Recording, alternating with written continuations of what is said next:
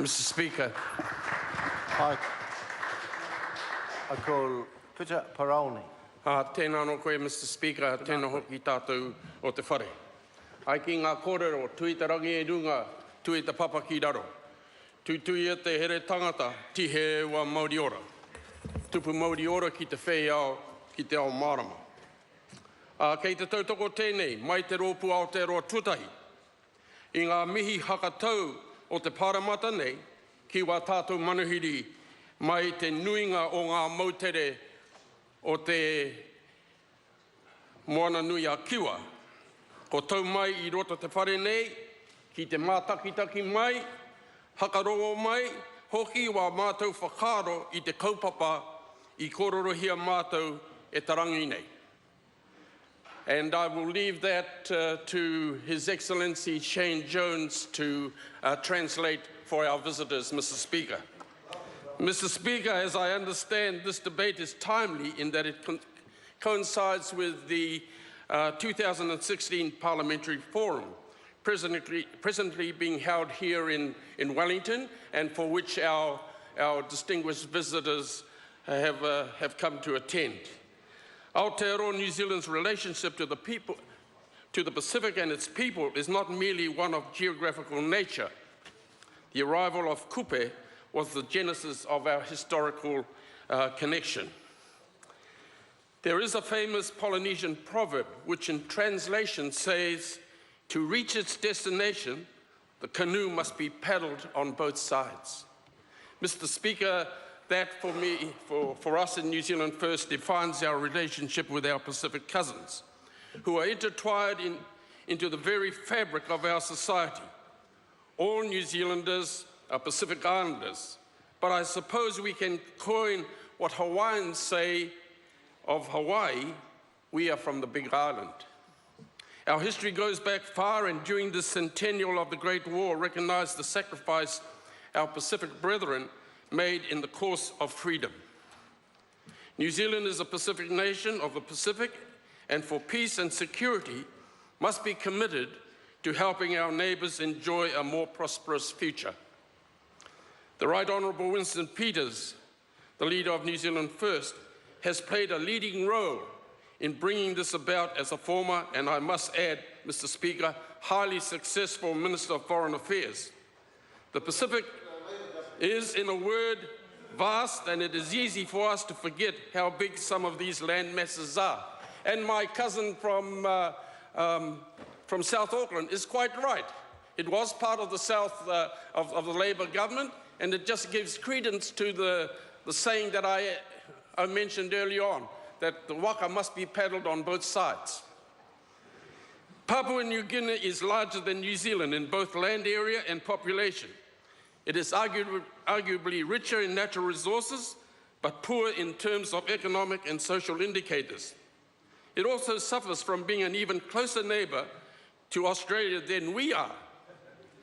But compare such a colossus as Papua New Guinea with Tuvalu, it is among the smallest states on Earth with a population about the same size as Gore.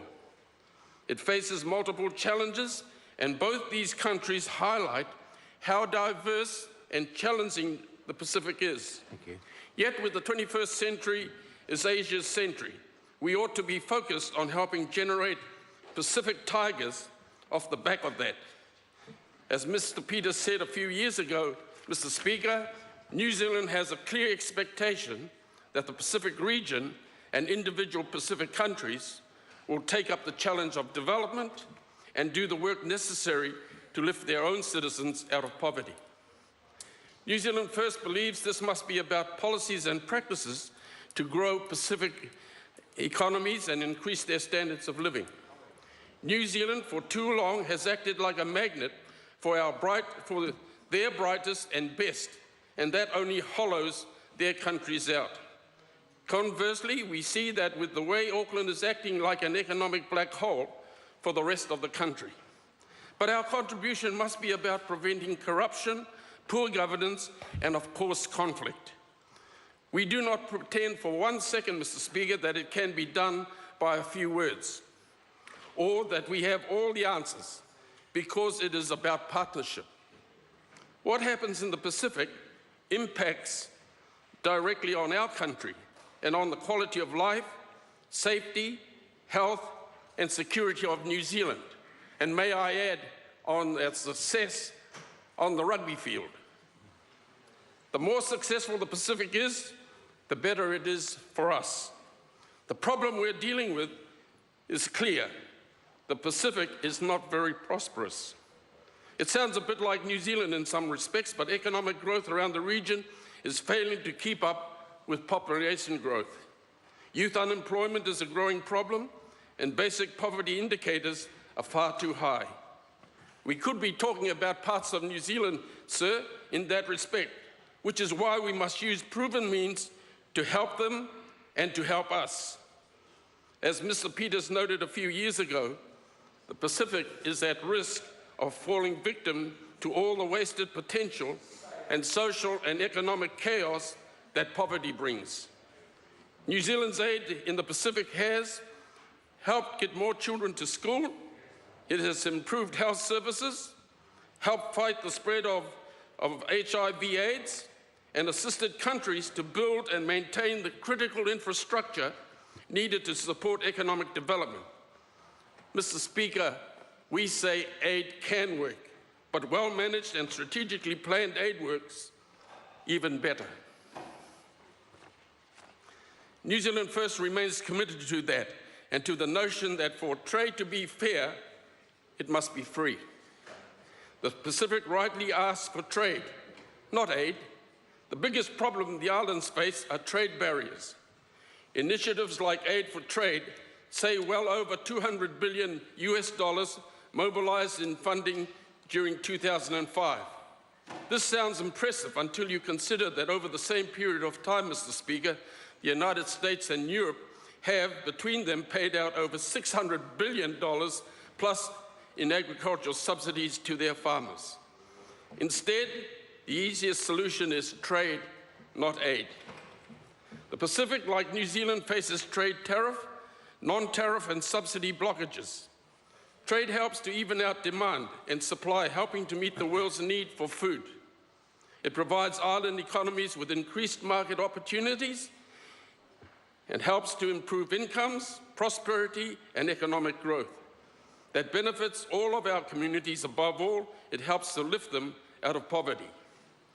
Up to today, New Zealand has provided over $2 billion in development assistance to the Pacific. So there needs to be a concentrated effort, sir, by the governments of Pacific nations, including our own, to lift performance. We cannot preach when war veterans here are forced to live in mouldy, leaking caravans, or families are split up to a lack of housing. New Zealand must practice what it preaches. That is why all leaders and decision makers, including our own, need to make more choices based on national interest and not self-interest. We need to reinforce success and eliminate failed ways of doing things.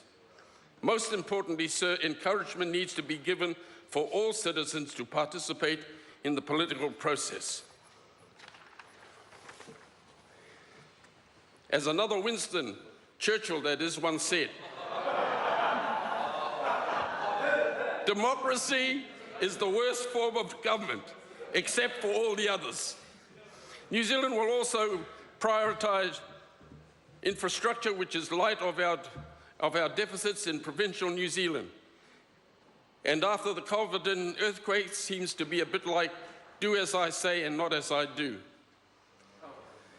Mr. Speaker, the Culverden earthquake and regular calamities across the Pacific show we are under-equipped in defence, and I know my colleague Ron Mark is preparing a detailed plan when it comes to boosting humanitarian assistance and disaster relief. New Zealand must do its share of the paddling, and we must also be realistic. Mr. Speaker, I just want to conclude, and I want to refer to what has become an off-saying within my tribe of Ngāti Hine. However, I have taken license to substitute two words so that it reflects the call of not only me and my caucus colleagues, but all of us of this House. Ko tawhiti ke o mātou haerenga mai, kia kore e haere tonu. He tino nui rawa mātou mahi kia kore e mahi tonu. Sir, we have come too far not to go further. We have done too much not to do more. Sir, in those words, I leave to this House and hopefully to our visitors who have come to our wonderful country. Kia ora mai. Kia ora. Mrs.